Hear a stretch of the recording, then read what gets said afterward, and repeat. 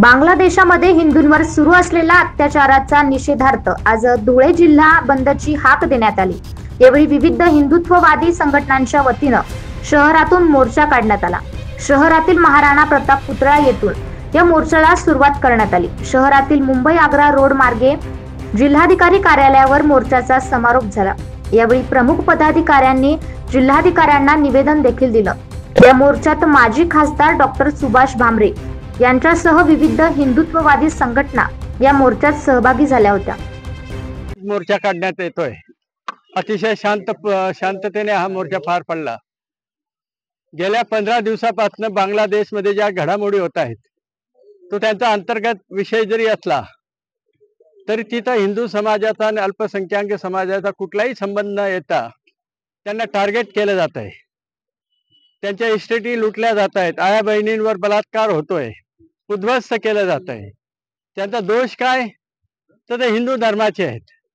आणि जर कधी असं होत असेल तर भारतातला हिंदू समाज स्वस्थ बसणार नाही। साहजिकच प्रचंड आक्रोश आहेत भारतात।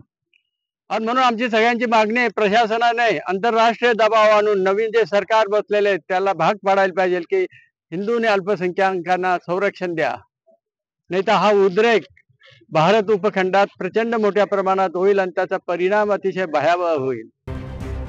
धुळे शहरातून आज एकीकडे मोर्चा निघत असताना दुसरीकडे मात्र मुस्लिम धर्मीय बांधवांच्या वतीनं माजी उपमहापौर शव्वाल अन्सारी यांनी शांततेचे आवाहन केले असून धुळे बंदच्या पार्श्वभूमीवर दोन्ही समुदायांनी शांतता राखावी व शहरासह जिल्ह्याची एकात्मता टिकून ठेवावी असं आवाहन त्यांनी यावेळी केलं।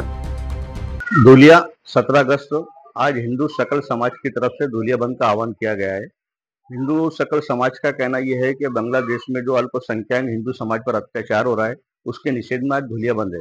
मेरी सब शहर वासियों से एक अपील है और दरख्वास्त से गुजारिश है कि इस बंद में अमन और शांति के साथ बंद को बनाए और अपनी जो बात रखना है हुकूमत के सामने रखे।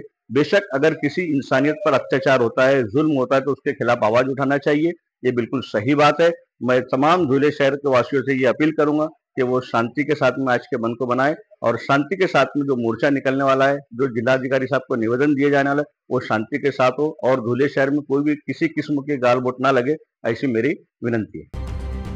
दरम्यान यावेळी मोर्चाच्या संपूर्ण मार्गावर कडेकोट पोलीस बंदोबस्त तैनात करण्यात आला।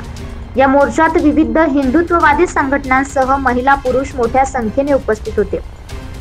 Bureau report 9 news Maharashtra.